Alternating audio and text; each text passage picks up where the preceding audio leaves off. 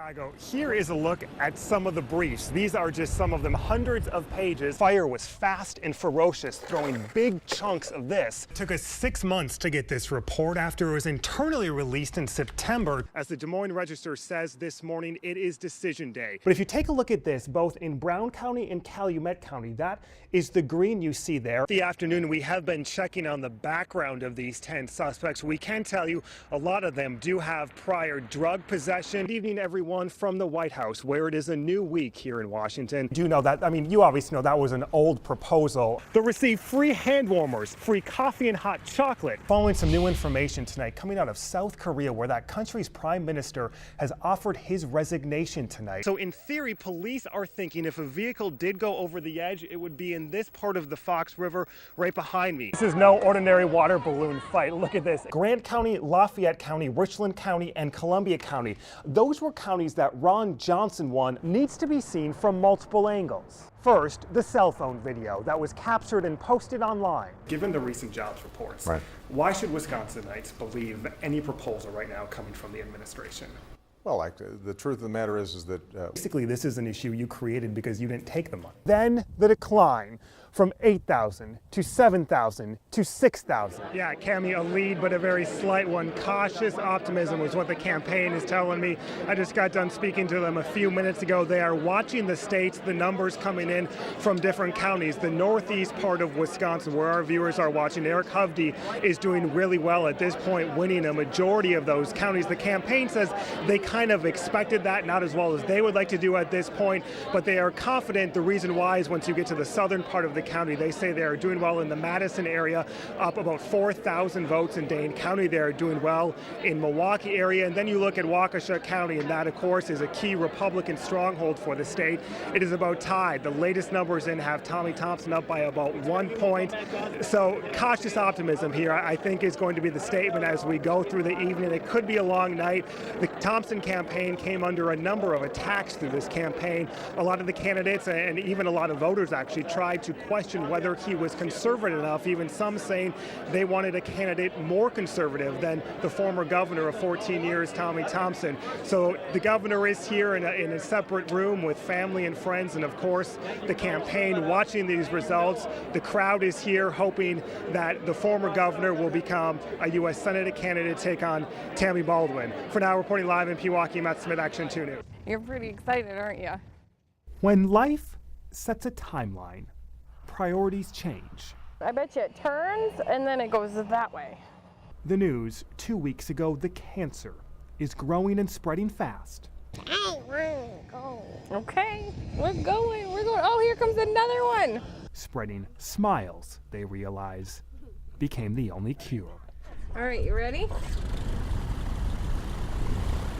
4-year-old Colton Steinhorst wanted to fly. He also wanted a trip to Disney, water parks, and to give a stranger flowers. So when strangers across the country started sharing a simple online post, they created a movement helping cure a little boy's soul.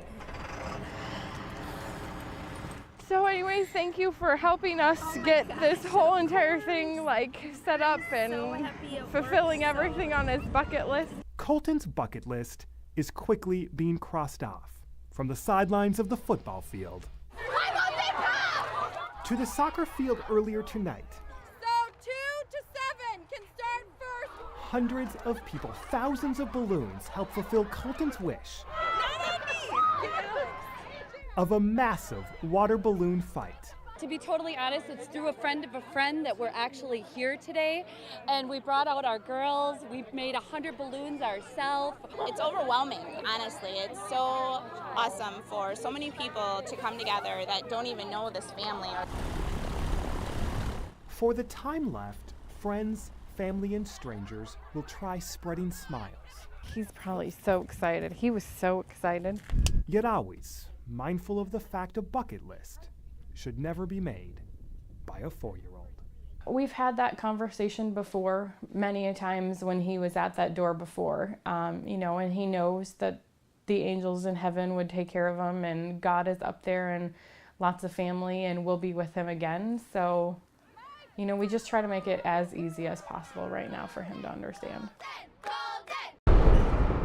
Stories of our grandfathers sometimes fade away. What's left to tell? Like, give her hell. You had to make 5 feet a day. Tom DiCarlo is telling. January 1st of 1950, I went to mine. The 86-year-old miner dresses in the best of times. I tell them what I went through to raise my 3 boys and my wife and pay my bills. I went underground to work. He dresses for the best of times because Iron County has seen better days. 2 of my grandfathers, both my grandfathers, 6 of my uncles all worked in the iron mines. Like many along the Gogebic Range, Leslie Colasar's long lineage starts and stops here. We're old, and we're poor, and we're few in number. The trains no longer stop outside Hurley, the county seat. Decades ago, trails replaced the tracks that once shipped hundreds of millions of tons of iron ore across the country. The minerals, once rich in prosperity, left only as a guide. But see, these guys got smart. They got out of here. Census data shows the drop when the mines brought more than 10,000 people in the 40s. Then the decline from 8,000 to 7,000 to 6,000. Then in 2010, Iron County's population dropped below 6,000 people, less than 6,000 in the entire county. Maybe we kind of knew it, but when the real numbers hit you, it's like, oh, that hurts. The elementary school in Hurley sees some incoming classes in the 30s. Not many more graduating in the high school, sometimes half the size of their parents. I want you to raise your hand if you think you will see yourself in this area in 10 years. 2 of you. Our greatest export here is our youth, my family included. There's a lot more jobs in the cities than there is back home. And as you can tell, there's less kids in the classes, there's less parents having kids here, and it's just shrinking. When he's completed with college, we don't expect him back. And that's tough to take. In Iron County, those who have stayed make an average $25,000 a year. Tourism and logging provide the few jobs available. The county's unemployed, the second highest in the state. Lots of people apply for the good jobs around here when they're available. Since the 1920s, the Liberty Bell in downtown Hurley has maintained a business and kept a family. We actually both left and went to school, so we chose to come back. Now, for the first time in decades, hope rises from stories past that the jobs of their grandfathers could once again be theirs. If there was jobs around here, I'd definitely love to stay just because I love the area. As the red iron fades, left only to history. That's the iron ore. So actually this blueprint probably was underground. A new era of mining could return Hurley's Silver Street to gold. We got some good talent. The young kids here, they're going to come back. In Iron County, Matt Smith, Action 2 News. The FBI says access to the temple could still be closed off for several days. It is still several blocks from where we are standing. FBI agents have been inside all day, as they were all night. The attention now turns to the 6 victims and the man who shot them, as federal agents look for clues and point to domestic terrorism and possibly white supremacy. Ranjit Singh, 49 years old, male. The morning briefing is a time for questions. Satwan Singh Kaleka, 62 years old, male. For the more than 24 members of the Sikh community who show up. Prakash Singh, male, 39 years old. The reality is in the answer. We know everybody. We know everyone. The terrible event that we witnessed yesterday should not be a part of America. Police tell of 40-year-old Wade Michael Page trying to kill more, acting alone and shooting Oak Creek Police Lieutenant Brian Murphy up to 9 times. The officers did a officer rescue, provided cover, and carried him to a squad and got him out of the scene, even though he was trying to get them to go into the temple. Federal authorities reveal Page used a 9mm handgun, which was bought legally, saying they're working to interview anyone who knew him. We are looking at ties to white supremacist groups. As the briefing ends, a community still questions. One rooted in equality and justice, searching for the toughest answer, why? It's just shocking, to see, there's people like this in America. So. That lieutenant, who was shot between 8 and 9 times, is in stable yet serious condition at Milwaukee Area Hospital tonight. Neither local nor federal law enforcement would speculate yet on a motive, but they spent the day reassuring the Sikh community that all of the attention of the FBI is here. Reporting live in Oak Creek tonight, Matt Smith, Action 2 News. I probably would have just picked one.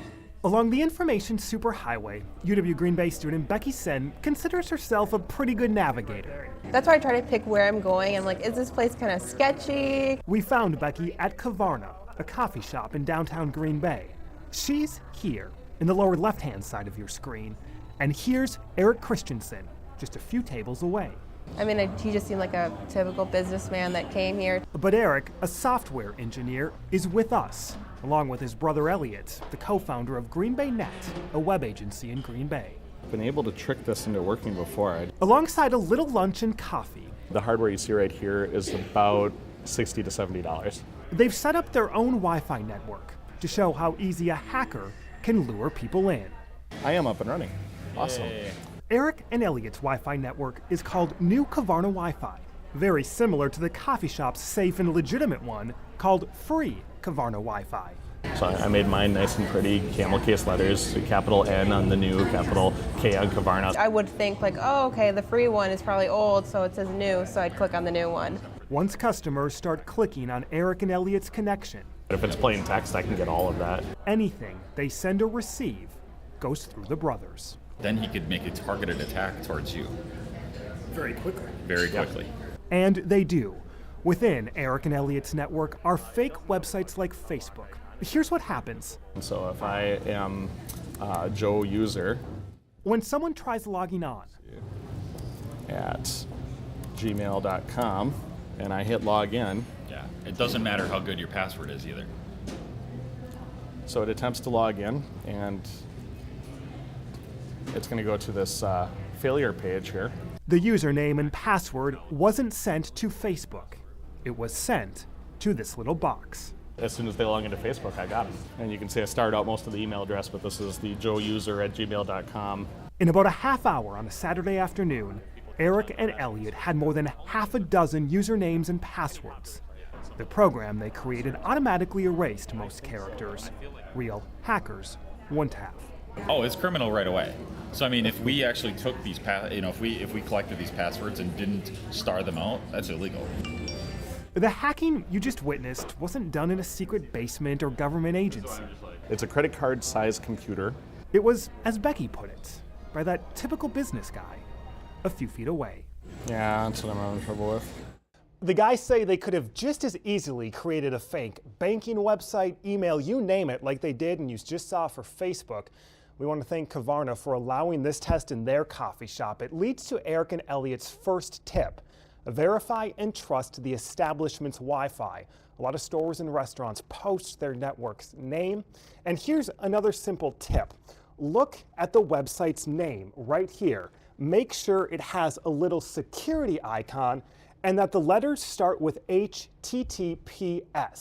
If we bring up Eric and Elliot's Facebook page right here, you can see there is no lock or HTTPS. That's a big warning sign.